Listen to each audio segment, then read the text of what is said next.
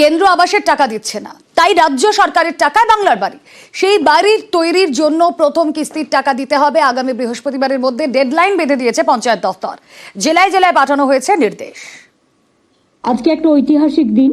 রাজ্য সরকার তার সীমিত ক্ষমতা সত্ত্বেও নিজের টাকা থেকে বাংলার বাড়ি গ্রামীণ প্রকল্পে রাজ্যের 21টি জেলার 12 লক্ষ যোগ্য পরিবারকে বাড়ি তৈরির জন্য প্রথম কিস্তির 60,000 টাকা করে তুলে দেবে।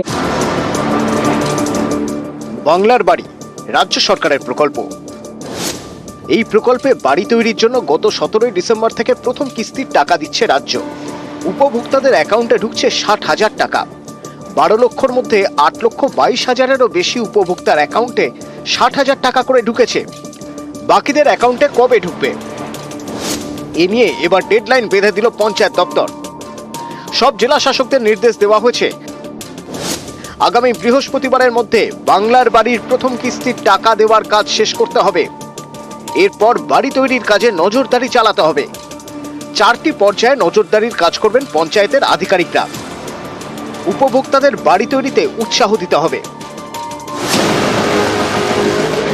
2022 সাল থেকে আবাসের টাকা দিচ্ছে না কেন্দ্র, ফলে তালিকায় নাম থাকলেও বাড়ি তৈরি করতে পারেননি অনেকে। এই সমস্যা মেটাতে রাজ্যের টাকাতেই বাড়ি তৈরির কথা ঘোষণা করেন মুখ্যমন্ত্রী। প্রকল্পের নাম বাংলার বাড়ি। যেমন আমার বাবা সিপিএম করতো, সেই আমলেও আমরা কিছুই পাইনি। পঞ্চায়েত সমিতি প্রার্থী হয়েছিলাম আমি বিজেপি। মানে আমার বাবা একটা বাড়ি পেয়েছে, আমার ভালোই লাগছে। আমার বাবা এর আগেও পাওয়ার ছিল, উচিত ছিল, যেটা পায়নি। কেন্দ্রের মোদী সরকার টাকা দেবে দেবে করে ঘুরোচ্ছে, তা দিইনি। এই বেডটা মমতা ব্যানার্জি 60,000 টাকা ঢুকেছে অ্যাকাউন্টে। হ্যাঁ, এখন একটু ঘর বানাতে পারবো। গত বছরের সেপ্টেম্বর বাঁকুড়ার বিষ্ণুপুরে মাটির দেওয়াল চাপা পড়ে প্রাণ যায় 3 শিশুর পরিবার পেয়েছে রাজ্য সরকারের দেওয়া বাড়ি তৈরির টাকা। এরপর তাদের শুভেচ্ছা বার্তা পাঠান অভিষেক বন্দ্যোপাধ্যায়। নিউজ 18 বাংলা।